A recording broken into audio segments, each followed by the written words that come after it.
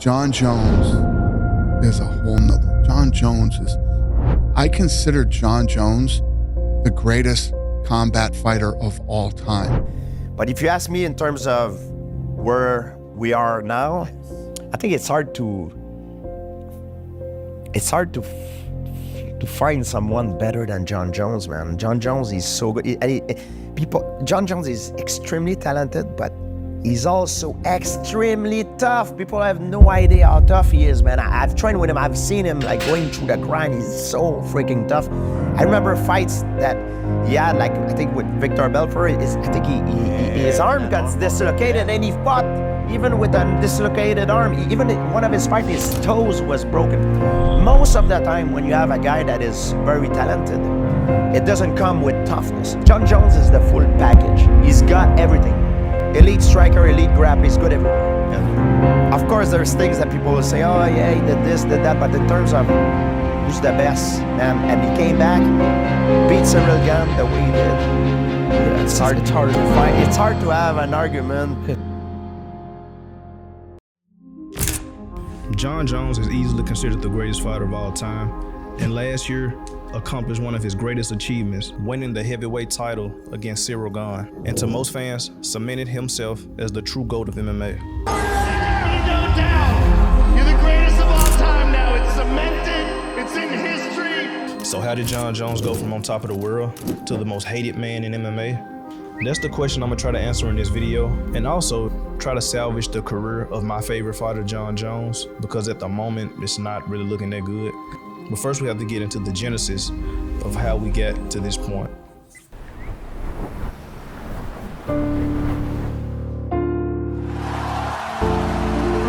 So here is the consensus greatest mixed martial arts athlete of all time.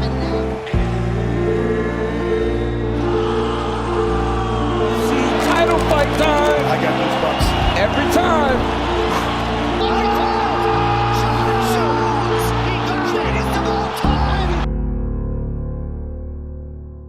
Possibly fighting former champion Stipe Miocic. What do you think about that? Oh, yeah, baby. Y'all want to see me beat up Stipe? One thing I know about the One, but I guess you made it clear that you said you want Stipe now. I say it respectfully to Stipe. I would take time off from being a firefighter right now, and I mean that with all due respect. What's up, everybody? UFC President Dana White here. For the heavyweight championship of the world, Jon Jones, the greatest mixed martial artist of all time, will defend his title against the greatest heavyweight of all time. Stipe, we are here for UFC 290, but your fight got announced this week. Madison Square Garden, Jon Jones, the return of Stipe. Jon Jones versus Stipe Miocic was set to take place at UFC 295. And you would already start to hear the frustration with the fan base. During the 8-month-long wait, you would have two monsters emerging in the heavyweight division. Sergey Pavlovich was riding a 5-fight win streak with all 5 being first-round KOs. And on April 22nd, he would finish top 5 heavyweight Curtis Blaydes, again in the first round. You would also see the return of Tom Aspinall, who had suffered a knee injury in a fight against Curtis Blaydes. his knees gone. His knees gone. Oh, such a shame. Tom Aspinall made his return against Marcin Tybura in a flawless first-round finish.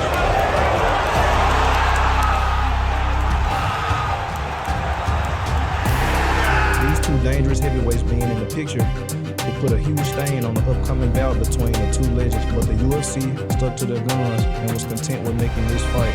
But 17 days out from UFC 295. 10 seconds.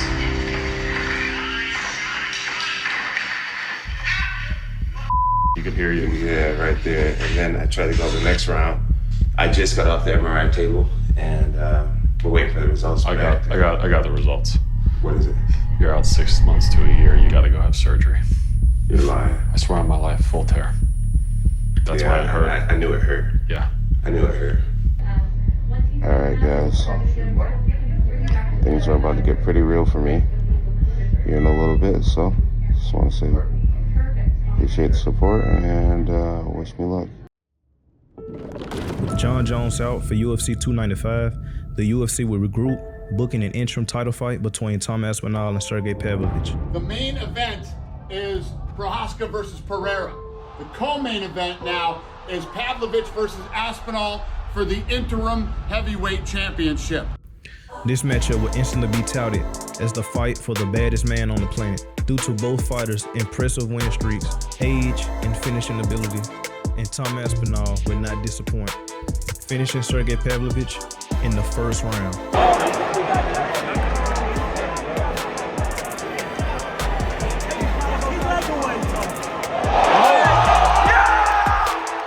With Tom Aspinall as the interim champion, and based on conventional wisdom, it was thought that Jon Jones and Tom would unify the belts, but the UFC would continue to greenlight the bout between the two legends, forcing Tom Aspinall to defend his interim title in a rematch against Curtis Blaydes, who was coming off of an impressive finish against rising contender Jilton Almeida. But once again, Aspinall will show that he is levels above the competition, finishing Curtis Blaydes in the first round in 1 minute.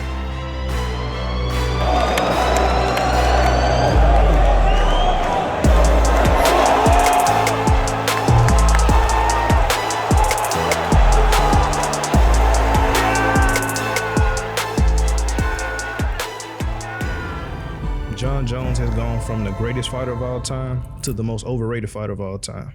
I mean, it's literally the greatest narrative shift in sports history, never mind MMA, like in sports. I've never seen anything like this. A GOAT become this hated for one thing. Like, I've never seen this before because we've seen, it's not like we've never seen something similar to this. Like, we saw this with George St. Pierre and Michael Bisping. Michael Bisping fluked the win with Luke Rockhold, won the belt. Did he defend it against, maybe give Luke Rockhold a rematch, fight Chris Weidman, a top 10 middleweight? No. He fought old man Dan Henderson, who was 1-3 in his last 4 fights. And after that, did he say, okay, I got my legacy fight out the way. I righted that wrong. I beat Dan Henderson, even though he was 68 years old.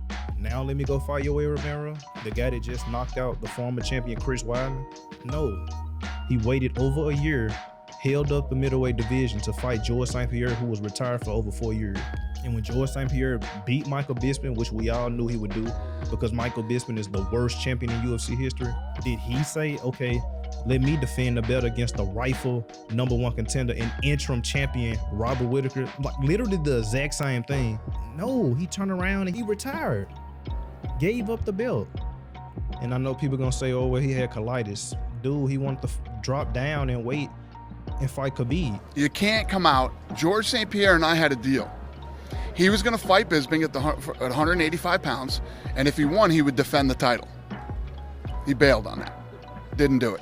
So you can't just come out and handpick fights that you want for titles. And then he made this deal with me that he would defend the title. He went in and he saw Bisping as an easy fight. He fought Bisping, and then you look at the guys that are behind Bisping, and they're all killers. They're all literally killers, right? But now to come back and he wants to fight at 155 for the title. So you can't say that he wanted to retire because he was ill. Like, if he was so ill, he wouldn't have wanted to fight Khabib. So we have seen this before, but fans are losing their shit, and which I understand. When it was Bisping and George, I was feeling the same way. You got to give the rightful #1 contender the chance to fight for the belt. And it's the same thing with Jon. First of all, with Jon, it's like the way that you handled this situation was all the way messed up. Like, some of these things are out of your control. Getting injured, like, that's out of your control. But the way that you talk about Tom Aspinall, it's like, if you would have said, look guys, I'm old, I'm way past my prime. Tom Aspinall is amazing. One of the best fighters I've ever seen in my life. When he become the champion, which I know he will, he's gonna hold down this division for years to come and probably gonna be the greatest heavyweight of all time. But for right now, for my legacy, I wanna get this fight out of the way with Stipe. I always wanted to fight him. This is a legacy fight. Let me get this fight out the way. I'm gonna retire, and look, Tom Aspinall, that's the guy. Like, but this is a legacy fight. I'm sure fans, of course you would have still had fans that's like, this dude's a pussy, but you wouldn't be getting the backlash that you're getting right now. Most fans would have been like, man, okay, we get it. Even though, like, most fans understand that that's the case, but you shit talking Tom Aspinall. Tom Aspinall is a great man, a family man, and a badass fighter. Like, you talking about one of the baddest men ever to walk the planet, and you talking shit saying that he got your nuts in his mouth. Like, you saying all this shit, but you not trying to back it up. Like, you don't want to fight him. He's saying, okay, you talking this shit, like, okay, let's get it in, like, let's fight. You saying, no, I don't want to fight you, but you talking shit on the sidelines. Like, if I was your manager, I don't know who the fuck, Malky Cow or whoever the fuck your manager is. First of all, they need to tell you to stay off of Twitter. Like, shut the fuck up, please. All the yapping that you did on Twitter, like, it didn't help your situation.